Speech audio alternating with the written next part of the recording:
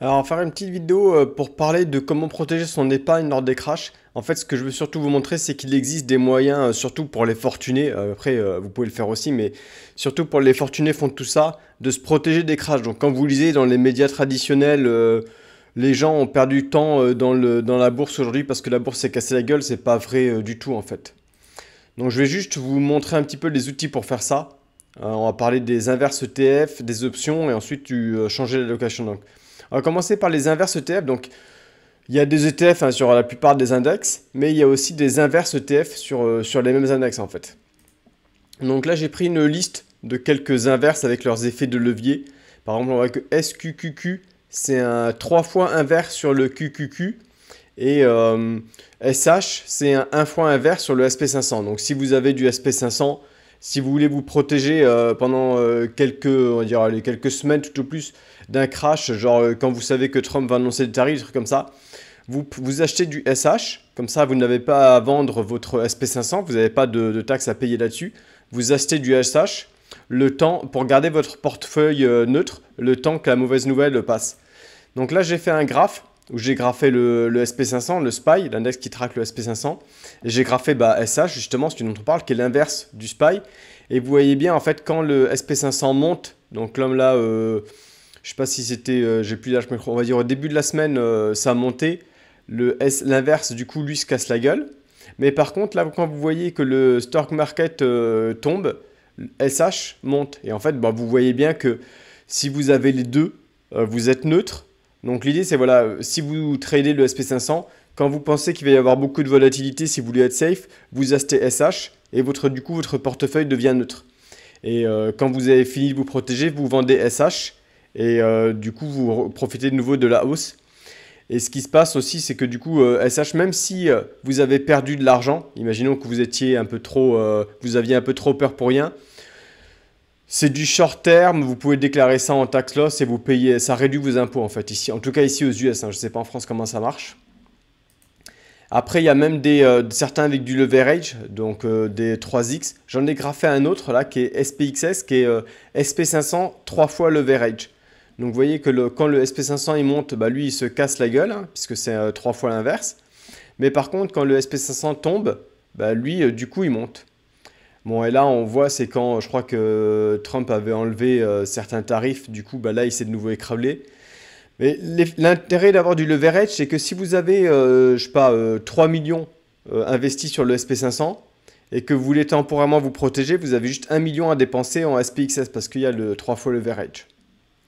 Donc ça, c'est les ETF inverses. Il y en a un peu sur tout, hein, si vous voulez. Il y en a même sur la Chine. Il y en a vraiment un peu sur tout ce que vous pouvez imaginer. Il y en a même au niveau des options individuelles, des actions individuelles, genre Tesla, je crois que voilà, il est là, TSLQ, le -1 de Tesla. Donc vous pouvez complètement avoir un portefeuille neutre si vous prenez quelques inverses le temps de passer la tempête, on va dire. C'est assez facile à faire hein, parce que les leverages sont assez simples à calculer.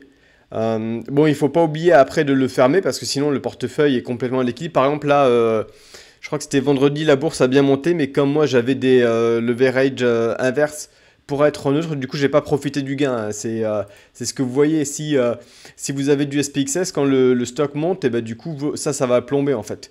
Donc, c'est vraiment le temps d'être neutre en fait. Après, il faut bien penser à le vendre pour repartir sur la direction sur laquelle vous étiez. C'est plutôt simple en fait, plutôt simple à faire. Un peu plus compliqué, c'est les options. Euh, alors une option, bon, pareil, je vais pas rentrer trop dans le détail. Il y a plein de vidéos YouTube qui expliquent ce que c'est qu'une option. Mais là, par exemple, on voit, je pense que je l'ai dans mes, voilà là. Donc ça, c'est une option sur le SPY. Le SPY, c'est le un index qui traque le SP500. Et on voit que l'option a gagné beaucoup d'argent, beaucoup de valeur aux alentours du 3, entre le 3 et 7 avril. Et si on regarde le SP500, entre le 3 et le 7 avril, en fait, c'est quand il se cassait la gueule. Parce que cette option, c'est un put sur le SP500 à 533. Donc ça vous donne la possibilité de vendre à un prix que vous avez fixé à l'avance. Donc si vous pensez qu'un stock va se casser la gueule, vous bloquez la possibilité de le vendre dans le futur à un prix que vous voulez aujourd'hui. Donc vous devez payer un certain premium pour ça, hein, là c'est le premium qu'on voit. Mais ça vous permet, vous, d'être sûr que vous pourrez toujours le vendre à un prix minimum que vous avez fixé. Donc bon, c'est très compliqué à pricer, donc c'est pour ça que je vais pas trop... Là, il faut vraiment des personnes un peu professionnelles. Si vous êtes vraiment très riche, vous avez des gens qui gèrent votre portefeuille pour vous et qui seront capables de pricer les bonnes options pour faire ça. Il y a un leverage beaucoup plus gros que sur les ETF, parce que là, vous voyez, par exemple, elle est passée de 5 dollars à 40 dollars. En fait, le prix, c'est l'action unitaire et on achète toujours par des paquets de 100. Donc, en fait, elle est passée de 500 à 4000. Donc, ça a des effets de levier très importants. Mais c'est un autre outil qui permet de protéger son épargne. Hein, mais encore une fois, là-dessus, c'est très dur à faire parce qu'il y a là, vous voyez, il y a le strike price et il y a la date. Et ces deux facteurs font que le prix, pour savoir la valeur d'une option, est très compliqué. Donc, je ne vais pas rentrer trop en détail là-dessus. Hein, allez demander à une AI si vous êtes curieux. Mais c'est une option pour protéger votre portefeuille. Vous achetez une option. Par exemple, là, vous achetez un pool sur le SP500 et quand le SP500 se casse la gueule, bah, l'option compense la perte que vous avez sur le SP500. Et la troisième façon, qui est celle en général qui est conseillée aux gens qui ont le moins d'argent et ceux qui veulent faire le moins de boulot, parce que ça, une option, hein, ça se garde pas infiniment. Hein, ça, c'est quelque chose qui se trade. Mais ça, c'est on va dire la portefeuille allocation. J'avais entendu Charles Gave en parler. C'est le truc, on va dire, du bon père de famille un peu lazy qui va faire ça qui va s'occuper de ça que tous les 6 mois ou tous les trimestres. Là, j'ai pris l'exemple du All Weather Portfolio de Ray Dalio. Donc Ray Dalio, c'est un health fund manager, hein, un peut-être billionnaire, peut-être multibillionnaire. Enfin bon, c'est quelqu'un qui est dans le boulot depuis longtemps, un peu comme Warren Buffett et compagnie. Et donc, du temps en temps, il parle un peu finance et il dit, ben voilà, il y a le All Weather Portfolio. Et dedans, vous voyez, il y a des bonds, des actions, de l'or, des commodities et d'autres actions.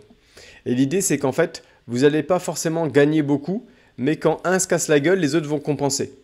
Donc là, par exemple, si on regarde la performance du All Weather sur les 6 derniers mois, il a perdu 3%, alors que le SP500, alors que le benchmark, je ne sais pas quel benchmark c'est, on va aller voir là, voilà. Le SP500 a perdu 8% cette année, 9%, on va à peu près si on arrondit, et le portfolio de Ray Dalio a perdu moins 1% en fait, donc vous étiez protégé de la chute. Et en fait, on le voit là, le stock a beaucoup perdu, mais l'or a beaucoup monté, donc ça lui a permis d'amortir un peu la chute. Donc bon, par contre, vous voyez que sur le long terme, là, depuis 5 ans, le SP500 monte quand même assez bien, hein, 15% annualisé. Mais du coup, si vous étiez toujours avec le All Weather de Ray Dalio, vous êtes qu'à 2,5%, ce qui est pas terrible, quoi. Vous avez beaucoup perdu en fait sur les actions, parce que les autres n'ont pas forcément tout monté, et surtout les bonds là qui ont perdu de la valeur, qui vous plombent un peu. Enfin bon, c'est pas le but, mais le but voilà, c'est qu'il y a aussi cette méthode, qui est un peu la méthode lazy du bon père de famille. Vous prenez un portfolio, les choses se balancent. Je crois que Charles Gave en avait parlé d'un où c'est un car stock, un car gold, et je sais plus, un car bond, et je sais plus les autres. Mais il y en a plein, il y a des sites web qui sont dédiés à ça. Un portfolio là, par exemple, vous pouvez voir tous les portfolios avec une petite description pour trouver le portfolio qui vous va le mieux.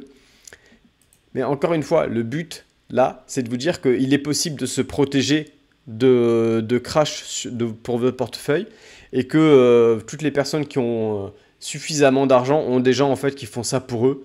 Vous pouvez le faire vous-même. Mais du coup, quand vous voyez les gens qui vous disent « Oh là, t'as vu le stock market, les riches perdent leur argent », c'est pas aussi simple que ça, hein, malheureusement. Donc c'est juste ça surtout que je veux que vous compreniez comment ça marche. Après, voilà, donc on peut se protéger inverse option, changer de location. Et on peut même utiliser ça pour spéculer. Il y a une communauté sur Reddit où les gens s'amusent à utiliser des options pour spéculer à la hausse ou à la baisse. Là, vous voyez, par exemple, j'ai pris un exemple random, là, un gars qui avait mis 3000 dollars au début de la semaine et qui s'est fait 32 000 dollars cette semaine en tradant. Là, si on regarde, vous voyez que c'est des options. Des options sur le SPY, des puts, des calls. Il change d'avis tous les jours. Hein. Quand il sent que ça va descendre, il prend des puts. Quand il sent que ça va monter, il prend des calls. Et du coup, ça multiplie, vous voyez, les pourcentages de gains. C'est ce que je disais, les options, c'est très volatile. Hein. 300%, 1000%. Donc c'est des outils qui peuvent être aussi utilisés pour spéculer. Donc ça, c'était juste pour le petit fun, pour vous montrer comment ces outils sont extrêmement volatiles aussi. Donc voilà, j'espère que vous avez compris le message, mais vous pouvez vous protéger, vous pouvez utiliser ces mêmes outils que les riches utilisent, ou alors juste avoir un portfolio un peu plus bon père de famille. Mais il est complètement possible de se protéger, et les riches sont des gens dédiés à faire ça, des hedge fund managers qui font ça, et ils sont pas tant